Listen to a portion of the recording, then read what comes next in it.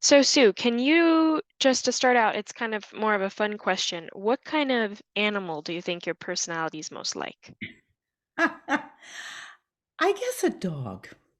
I think of a dog as being faithful, rather empathetic. This sounds like I'm tooting my own horn. I don't often talk about myself, but I love dogs and energetic and busy.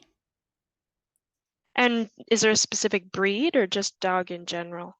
Well, right now, my grandchildren have got a Cavapoo, which is rather a small dog, and he's lovely. And tonight, on Friday nights, they come over for a sleepover here. They live in San Francisco, and we're about 10 minutes away.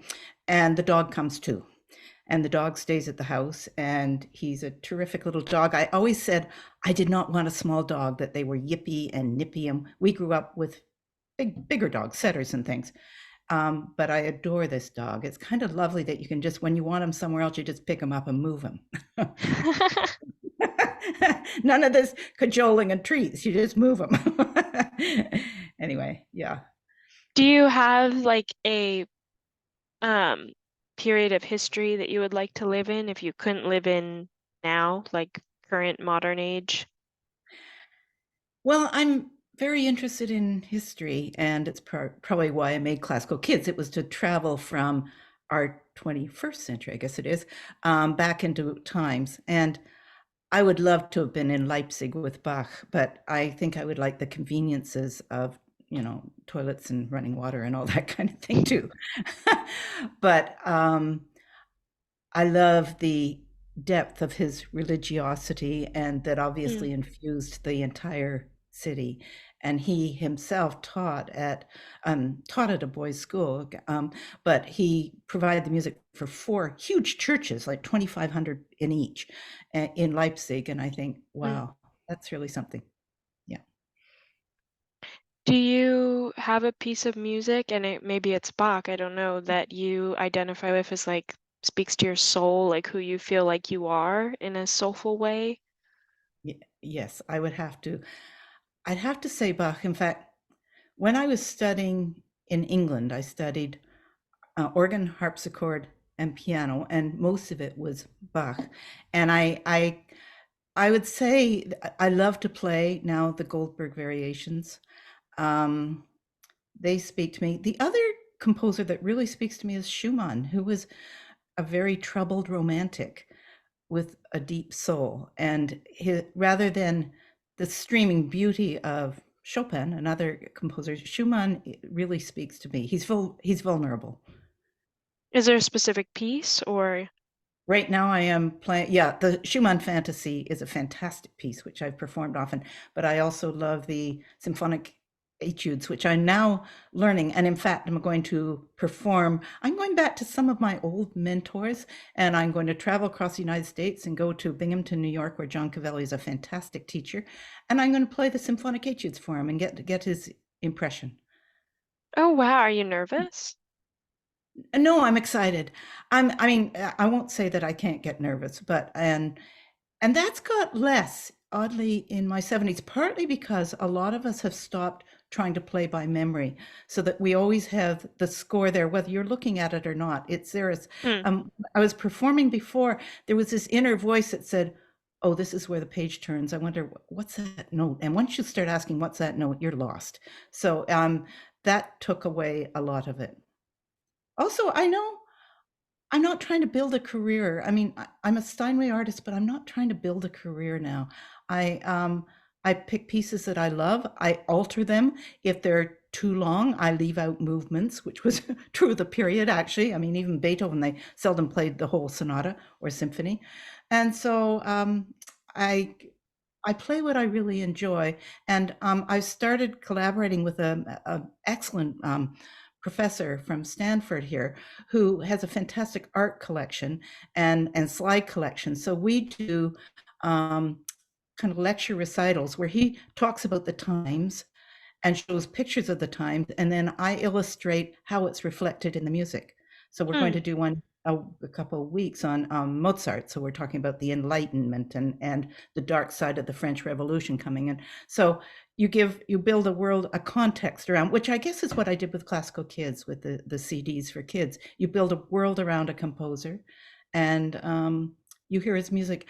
I want to use the phrase listening into the music rather than just listening to the music. And to me, that means you almost listen, you almost co-compose and coast along with him Mm. rather than just letting it wash over you, which sometimes I do too. I just sit down. But it's nice if you have enough kind of analysis to see, wow, what a genius stroke that was. So that's what I like to What do you think you would, if you wrote an autobiography about your life, what do you think you would title it? do. That's a hard question. I'd love to do steal Michelle Obama's and do Becoming. I looking outwards. I'm not a reflective person inwards. I'm fascinated with the world. I'm Hmm. concerned about climate change. I watch my grandchildren grow up in a different time than I grow up, and I see trends that are great and trends that are a little scary. And so I feel as if I look out from these eyes and immerse there. Rather, my sister is much more introspective and looks inwards, and I don't look much at the past either, although my Hmm. working life has been concerned with the past, with Baroque times and things. But I, I, I look out. Oh, so becoming the title would just kind of capture that and that it's always a forward-looking kind of thing. Yep. And how how you evolve in your ideas. And now I'm older and I do look back. In fact, with my sister, we've just written a family memoir, a fairly significant one, in order to pass on to our grandchildren so that they Hmm. know what the family was about, because we are now located in the United States, but grew up in Canada. So there's many, if not lessons, observations to be made about how times are different. So we incorporated that in this memoir. What's a change that you really like, and then what's a change that you don't? Mm. A change I really like is that um, kids can explore their own thoughts and be a little more forward in expressing them than we were. But I would say the bad side of that is that and kids are given a lot of choices now, I see. And we never had choices. Like our parents said, we are now going to go so and so, and we went there. I mean, we weren't asked, would you like to go so and so? And that can be difficult. I also feel that at the dinner table, kids, and this isn't just my kids, it's kids seem to dominate the ambience, whereas it wasn't quite seen and not heard, but we listened to adult conversation about adult and things and about the world. And I think that's important. And I remember loving it. My parents had many friends with whom they discussed politics, sociology, books, and we would just sit in our nightgowns often and just listen. And if we had a question, we were recognized, but that was um, the exception.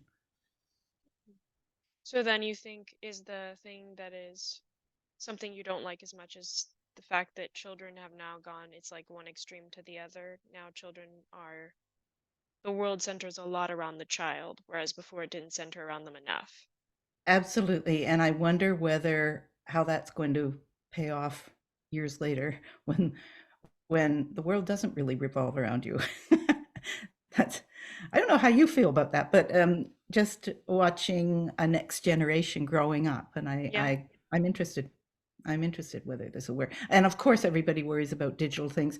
I do see though that my grandchildren sometimes, especially during COVID, they learn to interact and have fun with friends digitally, not just on their own, spending hours there. But one does worry. So that's another thing you'd think about. What's something about the world now that you'd like to change? Oh, climate change. We've got to, it's very scary. I feel very tender about the planet, and I watch a lot of astronomy shows, and you look back on this unbelievable place, and So that's what I would really like to get a hold on, and I get rid of guns. I mean, just it's just too much. So I guess that shows I'm a liberal. In Canada, it's liberal Democrat. Yeah. So you would want to change things more in a political sense. Or are you Yes. talking even about like people becoming more aware of these issues or people wanting to change people's hearts about them? I guess what particular thing to change? Yeah, I think I want them to look at the globe and the people in it and think, how can we sustain and go forward and be more considerate of other people?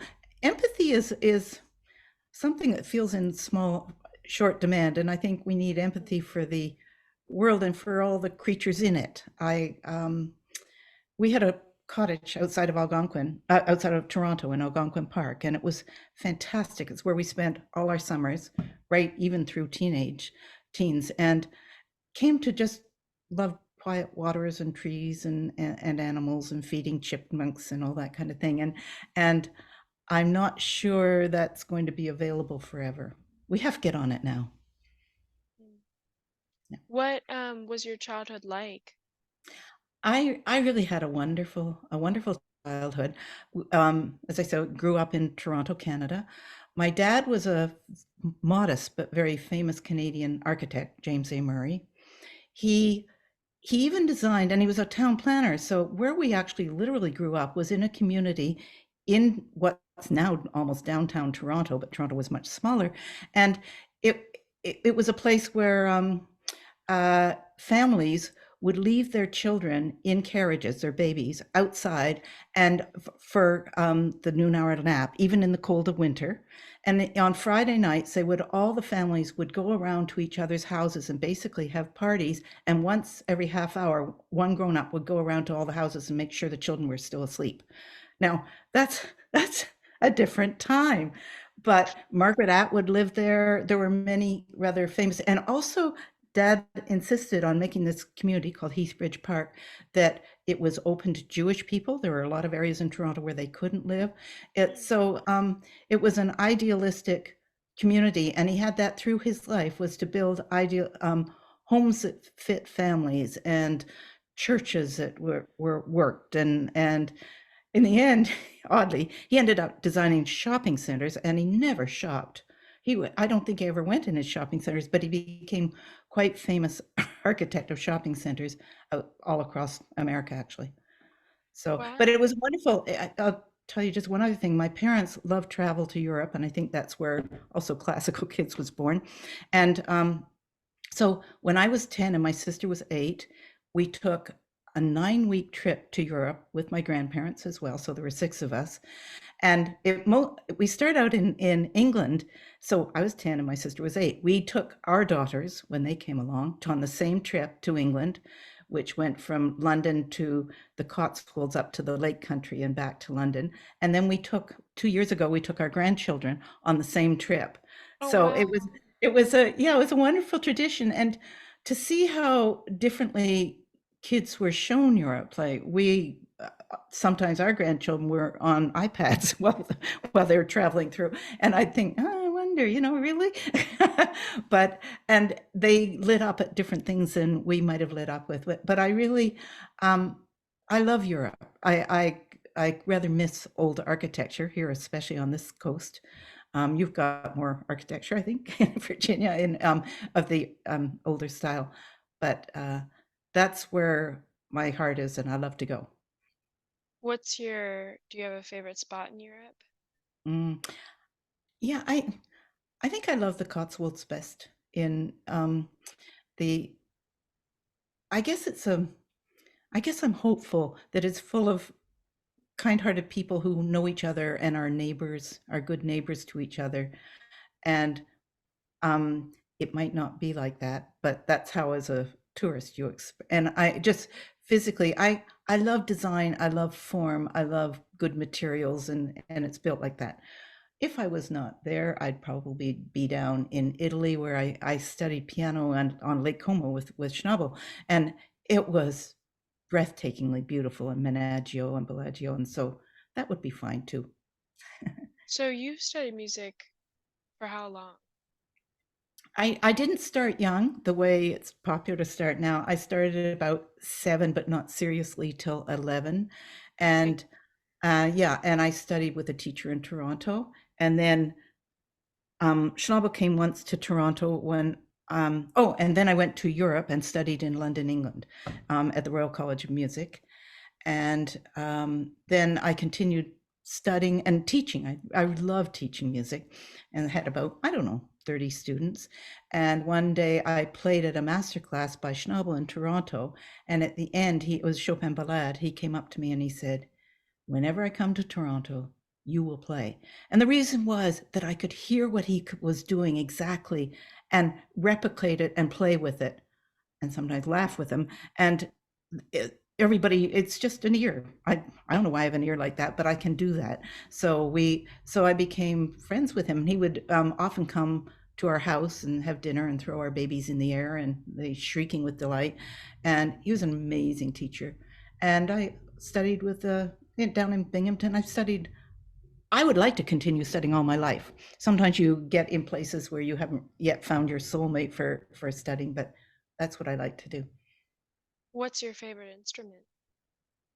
Oh, piano. Yeah. Did you say instrument? Yeah. Yeah, yeah. Oh, sorry, piano. Um, that's what I started with, and it's what my grandchildren play.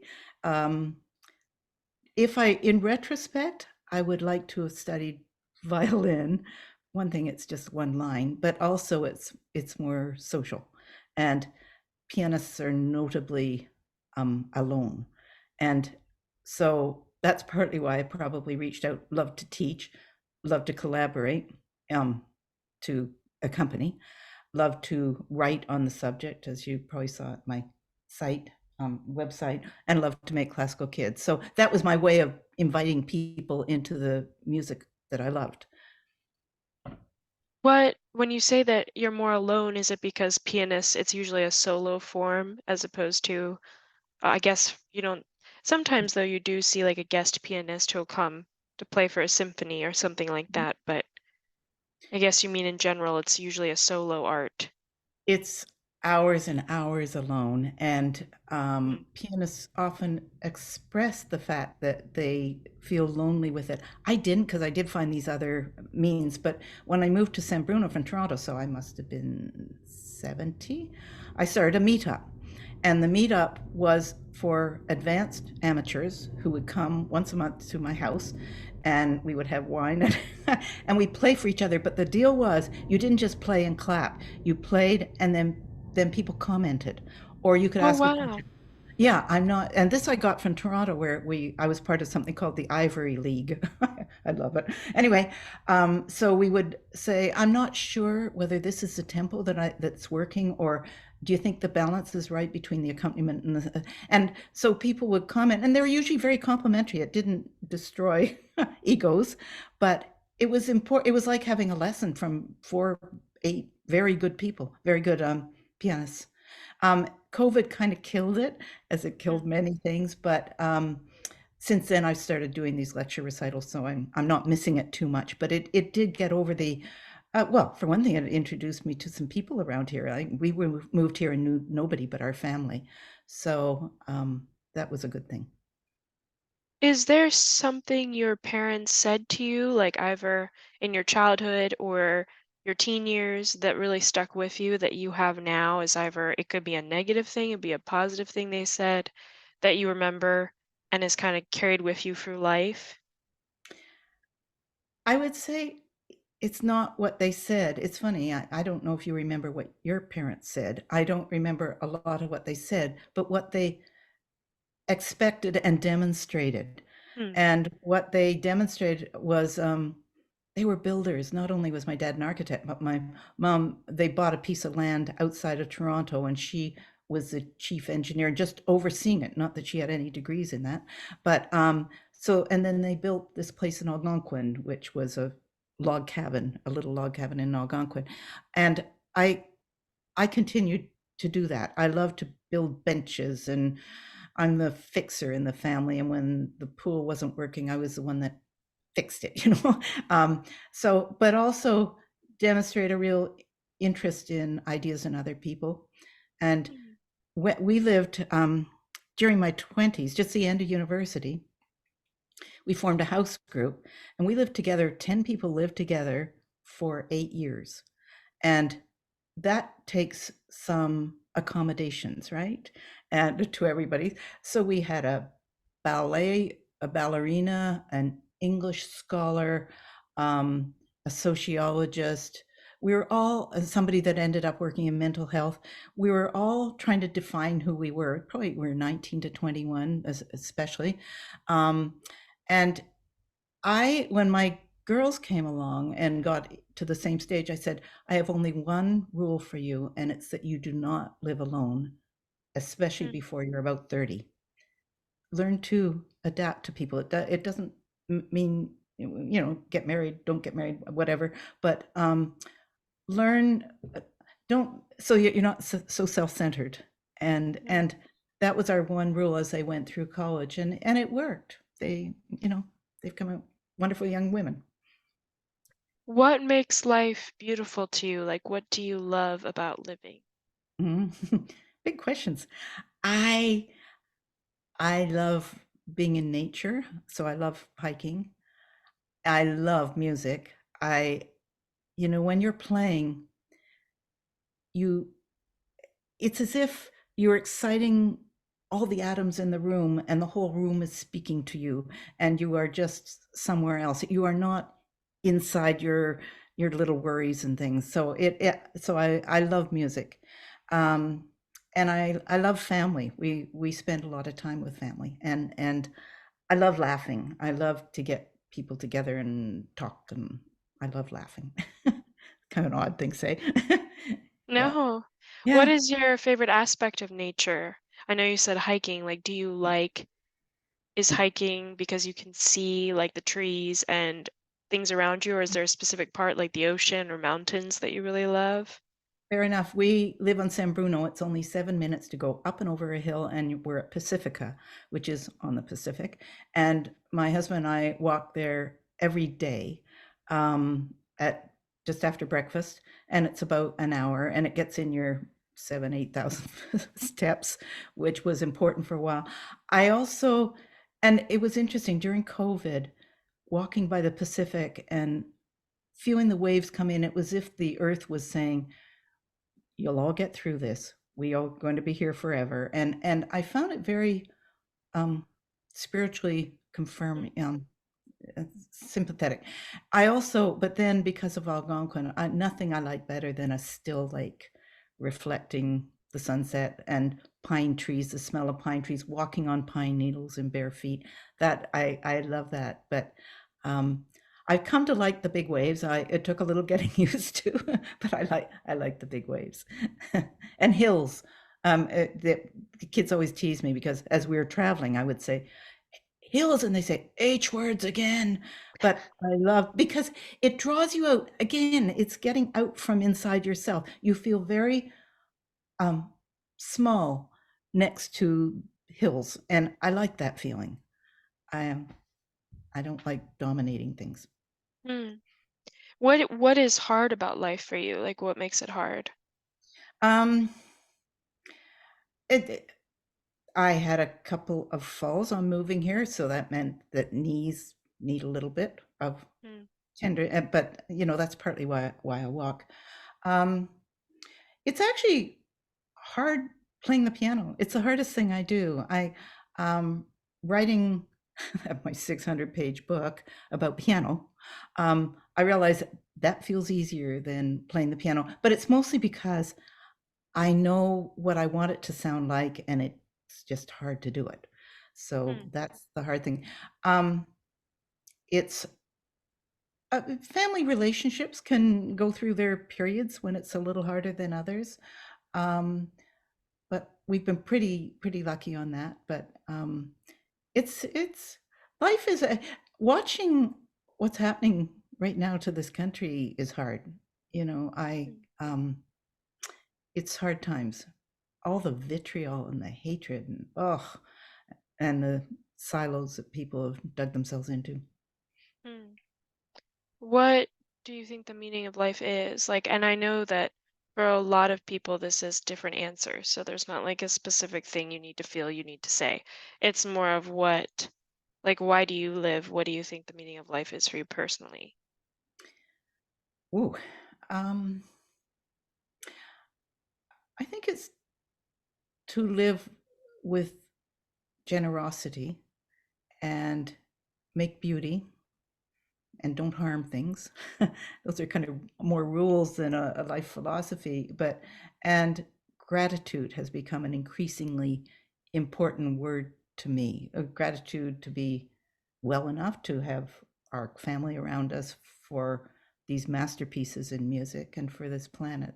So gratitude's important and we forget about it a lot. Now, how do you find that you become grateful? Because gratitude is hard, it's a discipline sometimes, especially at first. How has Mhm. it become for you more second nature or something that you have come to value so much? I think each time I step outside, I remember to be grateful for the beauty of the planet. I'm sounding like a broken record today, but I just realize in these questions, it's very important to me. Or I go to a concert and I hear a phrase that is just perfection, and I'm grateful for all the work that went into making that perfection. Um, I'm when the kids have their sleepover and we drive them home, and I'm always grateful that they really like coming here. They're now pretty well 10 and 12, they're 9 and 11. And they still seem to want to come to see Papa and Susu. And it's a very simple little house of 1,000 square feet, but it works. I think they like the predictability of it, that it's kind of the same thing. They come in and they get cookies and it's rather old fashioned. And they like that. They live a much more hectic life with two very busy working parents at home. So I think they like the peace of being here. So gratitude for you is it based a lot on what's happening around you? Yeah. It is. Um, as I say, it's not particularly for what's inside me, but what's around me. Hmm. I'm glad. I mean, we are so lucky how we can live. And, whenever I open a stick of butter, I think, I'm not having to churn this butter or go milk the cow or even give birth to it, help it give birth. It's just amazing what an easy life we have, but it leaves a lot of space for you've got to fill it with something meaningful. Hmm. Yeah. What do you think has been like the most challenging time of your life? Like, is there a certain season of your life that was particularly challenging to be grateful? Yeah. Babies. Babies, you get no sleep, and I'm not a good sleeper, but I certainly became a worse sleeper, which has stayed with me. It's just that feeling of you go to bed and you don't know whether you're gonna be able to sleep through the night, but you won't actually, and, um, I I thought, "Okay, babies sleep a lot, so I'll still get my 5 hours practice a day." That doesn't happen. At least my babies didn't sleep a lot, and, probably I for the first one, I might have been postpartum depressed. I didn't know. I was just aware I was rather unhappy for that first period, and I'm so glad it happened because I adore our kids, but that was a hard time. Did you find that you couldn't give 100% to both the music and your children? Yeah, that was a lot of it, and at that time, I was doing a lot more performing, and Hmm.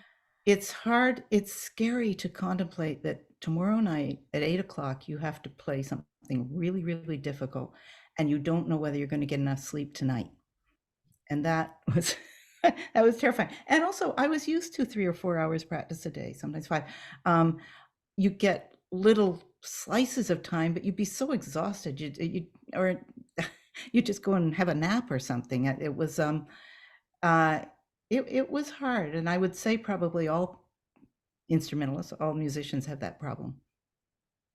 And how did you like reconcile that during the time? Did you struggle if you really loved doing this, but you had kids, and so you had to decide to spend the time and the energy of your children. And then did you end up putting music to the side for a little bit, or how did you work out to do both? Uh, Good question. I kept teaching. I wasn't concertizing as much, but and I love children's events. I love to take them off to um, ballet or a fireside something or other or a camp. I love to surround our kids with kids, and I love kids. I think they're just amazing. They're innocents. Um, and also, then when the kids were 5 and 7 is when I started classical kids. And classical kids sort of ate my life, but in a wonderful way, in that it was collaboration, but also I could do it at night. So I often stayed up till 3 at night. So the kids would finally be Wow. down by 8, 9 o'clock.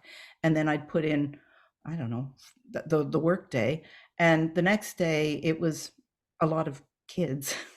And so, but I would do what I could. So that's how I got through it. And classical kids, it was it was a wonderful experience because I didn't know any of these skills. I knew how to play the piano. I didn't know how to make the orchestral scores, how to go to agents and find actors. I didn't know how to find a conductor and all the instrumentalists, a really fine studio, recording studio. So these were all things I had to learn. And I'd learned them a bit by and graphics. I remember making graphics mistakes that were just ridiculous. So, in those days, they only had tapes, and I had to time it out so that you had exactly 23 minutes on one side of the tape and 22 on the other. Well, is that a break in the story that will work? So all I had to make a lot of Mm. charts of trying to figure that out. Um, but it Would was you fun. write the scripts yourself? What I would do, it's funny, Danielle. I would make a really rough script with the musical spine.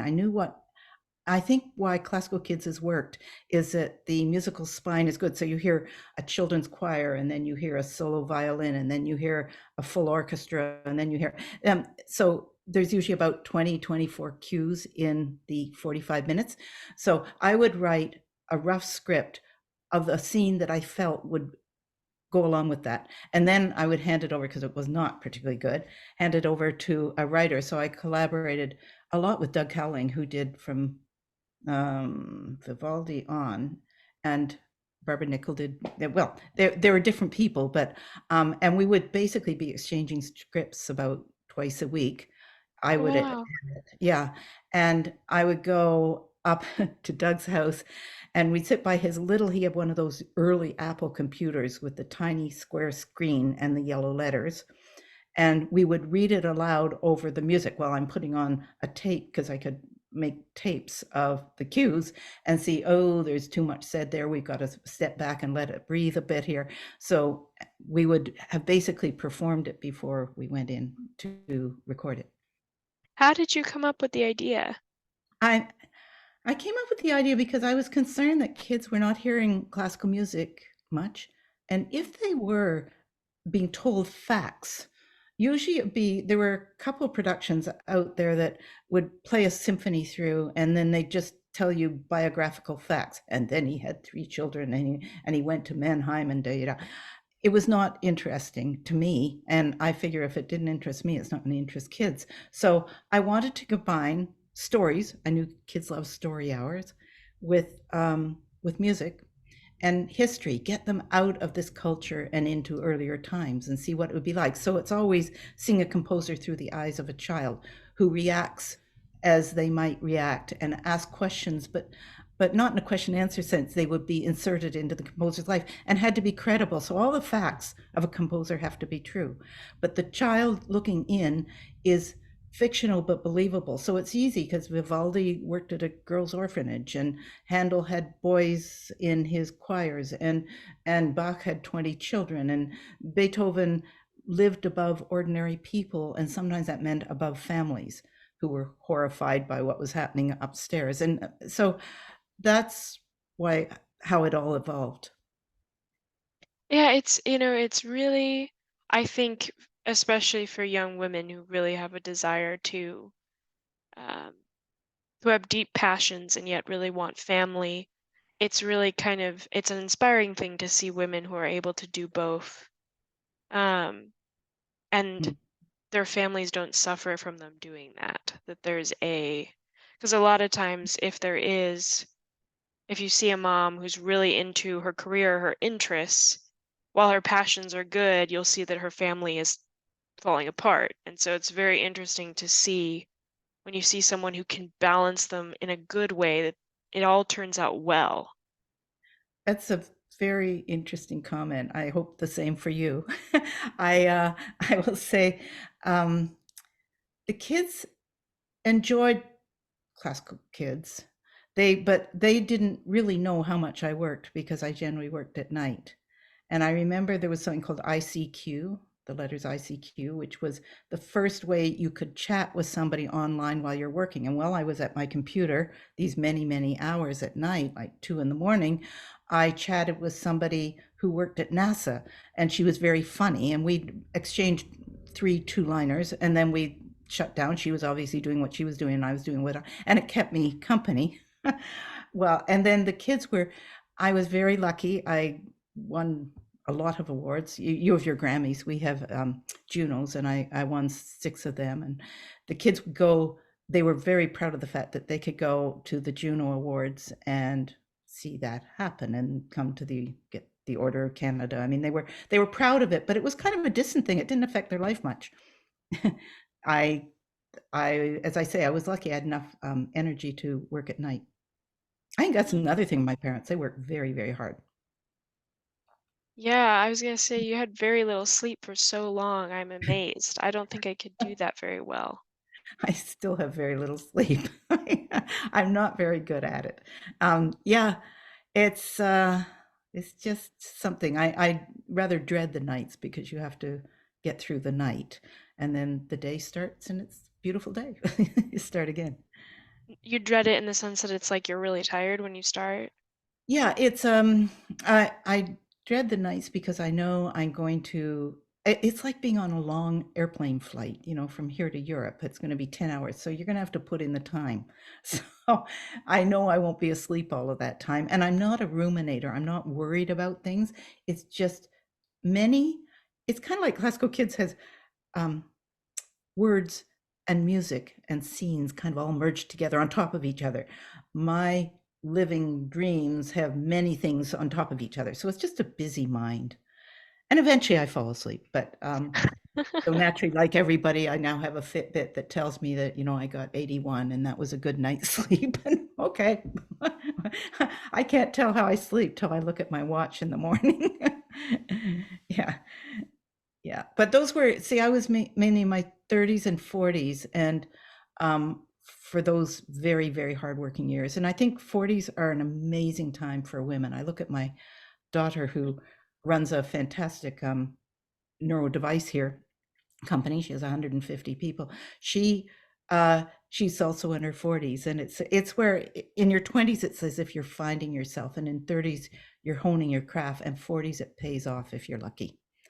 Mm. And then there you are. I don't know how old you are, but you you're probably honing your craft. Yeah.